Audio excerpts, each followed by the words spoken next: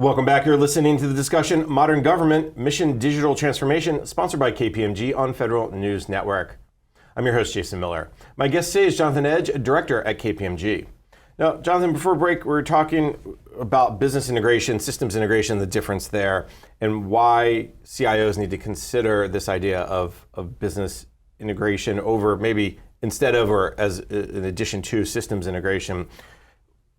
What's the role of the CIO there? Does this have to come from the CIO? Does it have to come from the business side? Is it some equal place? We got to get to the beginning point together.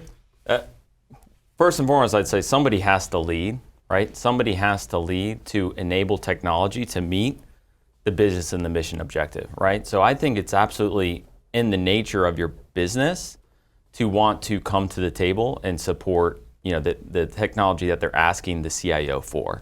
However, they might not necessarily know all the types of resource needs that they would need to create good technology. They might not immediately say, I need somebody who does human-centered design, or I need a lean specialist, or I need a change management subject matter expert, or even a test, somebody that understands how to do testing in a quantitative and qualitative way. So, I think the CIO needs to take a leadership role to say, we're not just systems integrators. We are enabling technology for our business partners, and we are going to ask our business partners and lead our business partners towards that introspective evaluation of themselves and the skill sets that the collective are bringing to the SDLC process. I'm going to push back on this for a second, just because I find it interesting. CIOs are put in a tough position constantly. It seems like you have to be leaders, but you don't really have any authority. Well, you have to be accountable for cybersecurity, but you don't have any, your budget is limited because the budget tends to be in the mission areas of how they deal with cybersecurity. So in some ways, you're saying to the CIO, you need to go to the mission people and lead them toward this idea of business integration. How difficult is that? Because mission people, business people are like, I don't have time for the IT, just make my email work, right? That's the old school of thinking. Yeah, so we have to think about, what is the technology trying to do, right? It's not to replace our email servers or anything that's kind of, been technology for a long time. It's about rethinking what is technology to that business partner to enable them to do things better, faster, cheaper, what have you, within the realms of the technology that are being created. So it's important for the business to want good technology. It's important for the CIO to be able to develop good technology. So I'm not advocating for the CIO funding for all these things. I'm not advocating for the CIO to mandate these things. But I do think there is a natural relationship, symbiotic, if you will, where if the CIO says this is what's needed for success to truly enable your organization to be better, faster, cheaper, the mission should come with open arms and open hands. So that I think is that relationship that you would hope to develop. And there is a push and pull there, right? So you want your business to really evaluate what this technology can do for them, and the CIO needs to enable that as well, right? Let's start a conversation that says, these are your requirements, this is what the technology can do, let's bridge that gap. Or have you thought about this, because this is something else that technology can do. Maybe you haven't thought about workflows, right, as it relates to your specific technology, just as an example. I think a lot of CIOs would wish they could mandate some of these things. But what we are seeing is that half a step. Well, let me create some enterprise platforms. Let me put some guardrails up. So, hey, financial management, hey, human resources organization, work within these guardrails. Yes. And then at least we know we'll have compliance, we'll have security, we'll have interoperability, we'll have open standards. Is that half step towards getting to that full business integration? Or is that the full step? Maybe I'm missing something. No, it is a step. It's a step in the right direction. I think the issue is that it's not the full step. Yeah. It's not the full step. So you do need to go and bridge that gap. And so we do see, hey, don't tell me what you need, or don't tell me the technology that you want.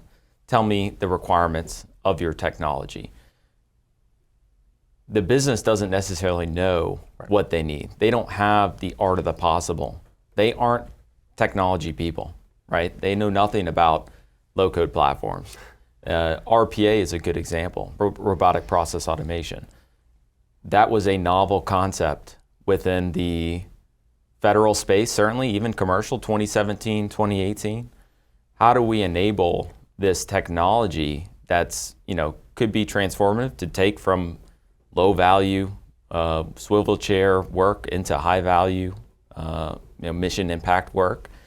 And so how do we go out to our business partners as a CIO, educate them on what this thing can do, have those art of the possible conversations, and then figure out what is the highest value bot in this specific example that might support that technology enablement function. It's the same thing today. That what I just described, I think, is a process that happened with RPA that is in the lane of what I'm talking about between that business and mission focus.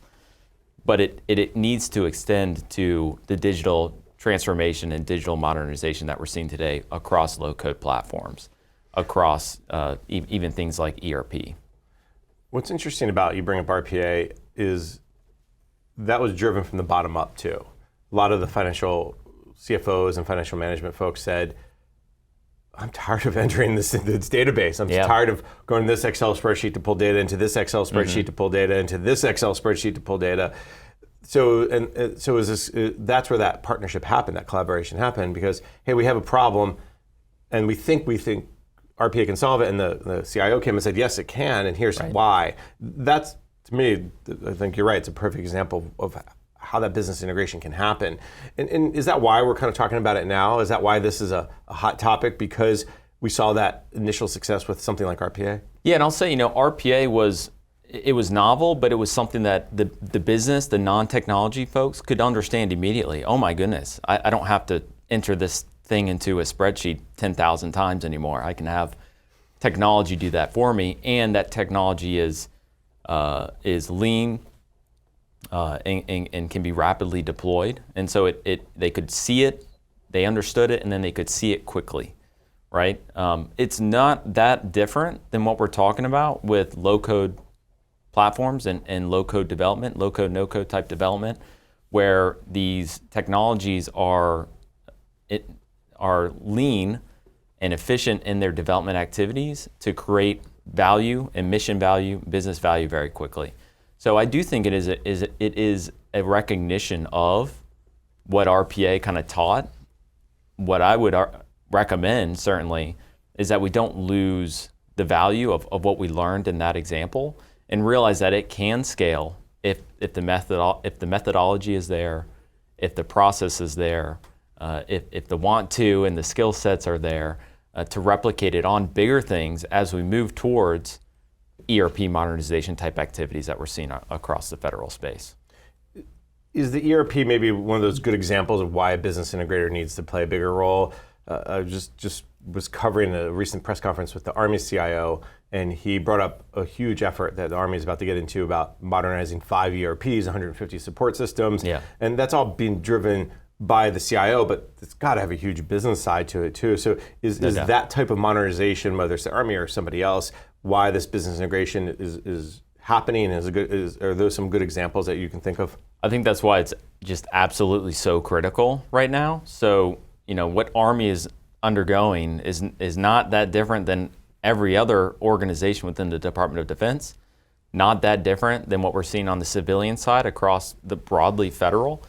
These ERP modernization type activities are end to end. I mean, an enterprise resource planning tool is procure to pay, it's order to cash, it's budget to execute. It spans the spectrum of business process, and that integration between business process and technology is absolutely where you would apply fantastic systems integration, but also fantastic business integration. And you would really evaluate, again, what are the skill sets that I have, and how am I orchestrating these skill sets across the systems development lifecycle to enable the best of that technology.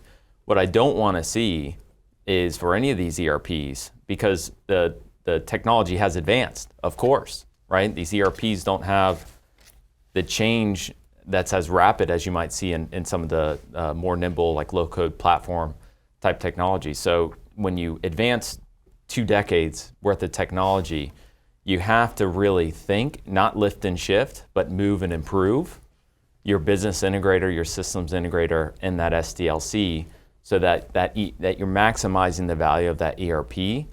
And then, of course, you still layer low-code platforms, robotic process automation. Those are still going to be part of your toolkit, but all of the above needs this integrated business and mission component to your core CIO functions.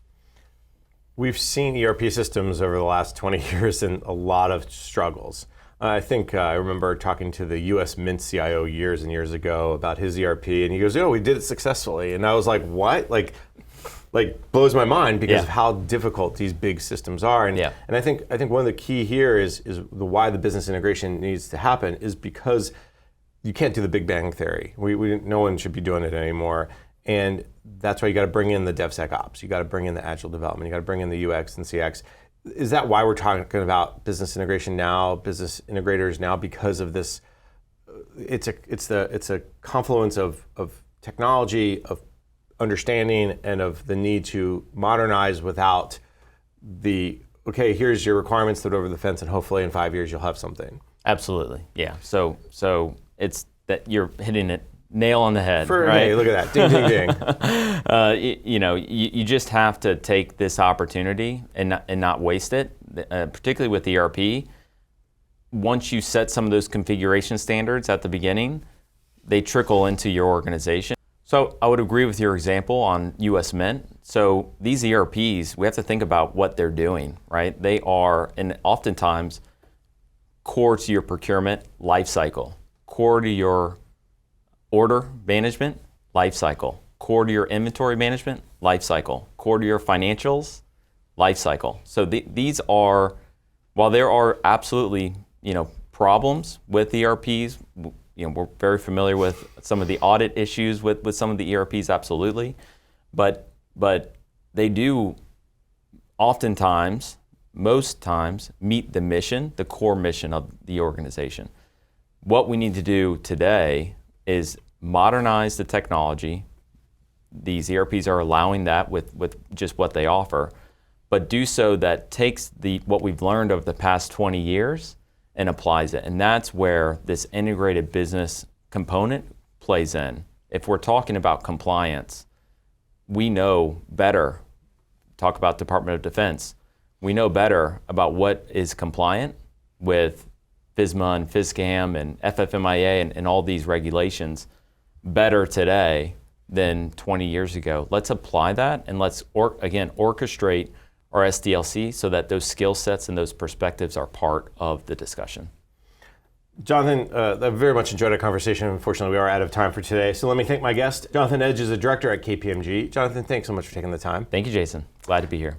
I'm Jason Miller, and you've been listening to the discussion, Modern Government Mission Digital Transformation, sponsored by KPMG on Federal News Network. For more on this discussion, visit federalnewsnetwork.com and search KPMG.